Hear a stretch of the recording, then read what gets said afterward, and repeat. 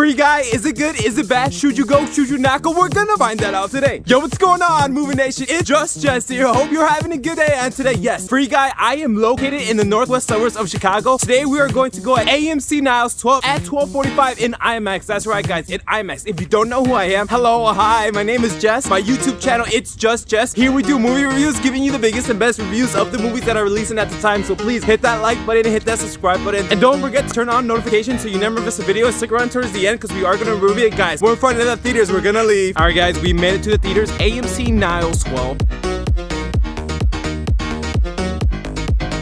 Movie Nation, let's talk about the movie. So we got Ryan Reynolds, Free Guy. Now, what is Free Guy? A lot of people think that this is a video game movie. Is it really a video game movie? I personally think it is a video game movie, but it gets a little bit more complex than that. What do I mean? So this publishing company owned by Taika Waititi's character, which is like a hip-hop kind of young, slick kind of dude, but he's really not because his age doesn't really show it, but he's still a good evil character to be around. He's an antagonist. Ryan Reynolds is an NPC that works at a bank. You know in video games how some NPCs, which is the non-player controlled characters, do the same thing every day? Yeah, so he breaks his genetic coding and then he gets to be in a free guy in this city called Free City. So basically, real humans make this video game. So it's like Fortnite, Sims, or like GTA. So Free Guy, which is a blue shirt guy known in the movies, is not controllable. So he's an NPC. We see Ryan Reynolds' character, which is Free Guy, and it seems like he's been doing the same routine every single day. However, he meets a player, which is in the character, which is in the world of Free City, played by Judy Comer. I'm sorry if I'm not saying that name right. She is a player-controlled character, female, beautiful protagonist that which passes the street of Free City with Free Guy watching. They intersect, and that's when he starts looking at her. He's like, wow, she's beautiful, I like her. And in the beginning, you see him at the bank. He's hoping to find the true love. He did it before because he used to do the same routine. So after that, he breaks his code. He doesn't do what the NPC normally does. Like, he goes after her. And it's funny because after that, the movie really changes everything. So basically, NPC breaks his genetic code. He hopes for love. He potentially finds it, and then he goes after her with no remarks or whatever he's doing. So like one time to get these glasses, because that's what people need to see, because the real humans have implemented that real world strategy into the video game itself with glasses. So then they could see like the missions, the deaths, the money. Basically, it's like a video game movie owned and created and manipulated by real world human intelligence to work with players' accounts all over the world. PC, gaming, streaming, whatever it takes. So now being said that, there's a human world and then there's a video game world, but they do interconnect because people in the human world are controlling the people in the video game world, which is called Free City. However, the publishing company knows what to do. Like, they can hack stuff, they can kill people, they can bring in stuff, like they can do whatever they want to manipulate the game. This look, feels, and sounds like video games. Like, there's so many pop culture references, video game signs, the missions, the structures, health packs. It's so crazy because it's like people with avatars that are into the game have different skins. Imagine playing like the Sims game or GTA or even Fortnite. I personally never played Fortnite, but it's a cultural phenomenon that everyone's on their laptop or watching the streaming because streaming has become a big thing, even with movies, video games, everything. Like even this past year, streaming was the way to go. So after the initial like 30 minutes, he tries to do anything and everything he can to impress this girl so she could fall in love with him, but he has to level up first. And he wants to be the good guy. See, that's the thing about this movie. A lot of people, when they play video games like Fortnite or GTA or Sims, I'm just saying majority of the people usually kill the NPCs. Like, let's be honest. When you're in Fortnite or GTA, do you ever think about being the good guy? And I love how this movie tackled that subject because they're like, I don't want to be a bad guy. And he's an NPC, so think about that. A lot of people in real life in GTA like to kill pedestrians or set them on fire. And like, you do get to see a glimpse of that in this movie, but he wants to do it the free guy. So he stands up the little guy, he extinguishes fires whenever they're out, he stops burglaries, he helps grandma out. Like, I love the point and the leveling up system that he created. And after that, because remember, this is a video game, so when he does this, a lot of people are like, wow, this NPC, this blue shirt guy, blah, blah, starts getting commercial phenomenon boost. So you see real life YouTube gaming players, streaming players, even this biggest movies, TV, and game outlet on YouTube is in this movie twice. And I don't want to give away cameos or special characters or even people or streamers that are in the game that comment on this. So imagine they're like, wow, NPC guy, like Free Guy, like, wow, I can't believe him, like he's in the game. And these are real people in this movie, real streamers. And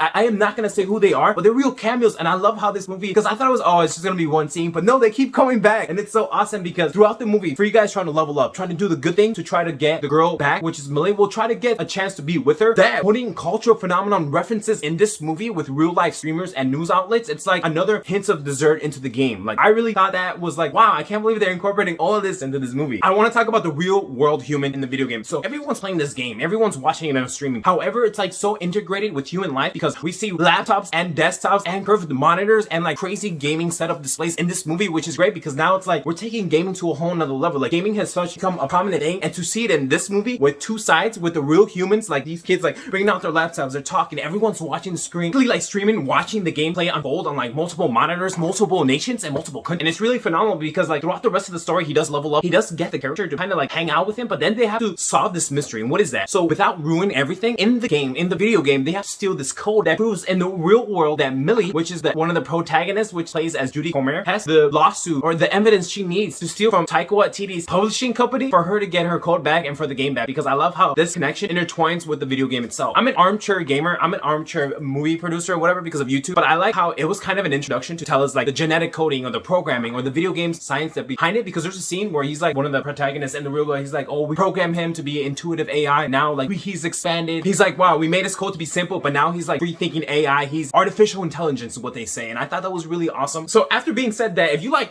Scott Pilgrim vs. the World or Ready Player One, you'll love this movie. Now, I don't know how a non-gamer would come up to this. If you just like movies and if this movie interests you, please let me know what you think about it, because like if you're into gaming, if you're into video game streaming, if you're into pop culture like movie references, because the last act is owned by Disney, so I'm just like, how did they get those rights for these characters or for these items in this game? But then I'm thinking, oh no, well, it's owned by Disney, so of course they can use whatever the hell they want. But I'm just thinking, how will a non-gamer react for them to be like, wow, like this is cool? But please let me know, like, are there any non-gamers that are watching this video that you probably think like, how would you react to it? Because to me, I was reacting like a little kid. Like I loved it because everything part of the movie was things that I already knew or that I watched the other movies. Channing Tatum in this movie, and I love his character, his human arc. Like he's funny, he's witted, and all these avatars are controlled by real people, and the real person that's controlling him, I just thought it was funny. Let's tackle the last question. Is this a video game movie? The right answer to say that is I do think this is a video game movie. However, there's way more intricacies to that story than just a video game movie. NPC player played by Ryan Reynolds, that it's named Free Guy in the world of Free City that breaks his genetic coding and does whatever the hell he wants, and that affects even though the game world and also the human world. Free Guy, I love this movie. I thought it was an amazing movie. Like I had no idea this movie was gonna be the way that it did. I had to see it twice. I saw it in IMAX and Dolby. It was really a breathtaking experience because I love video gaming, and a lot of people do too, especially with pandemic. Like video games have given us an escape, and healthy escape too. It's not like we're out drinking or doing anything bad. I mean, we're inside, we're still socially talking to people online, but it's still so amazing. If you're a video game lover, if you're into gaming streaming, or if you're into like, I say pop culture references because like everything like intertwines with each other, like you know, like pop, hip hop, like house music type of stuff, like gaming, like this movie is right up your alley, guys. This movie should not be missed, and definitely a runner-up for like best of the year 2021. Like especially the love story that I'll touch up a little bit. I just loved it how in the love story it was in the video game world, but then I'm not gonna say if it translated to the real world, but there is a connection there, and I really love how they brought it up because I thought it was gonna be a love story like, oh, this is gonna be cliche, and like yes, you know me guys, I love love stories, but the way this movie did it was a different twist to it, because yes, like as soon as like 15 minutes and he sees like player, he's like, oh my gosh, like I'm falling in love, and the love story at the end just made me shed a tear. Like honestly guys, that's gonna be everything for me today. Hope you have a great day, and let me know if you ever need it. If you haven't already, please hit that subscribe button and notification bell so you stay up to date with the movies news. And honestly guys, I'll see you next week. Take care.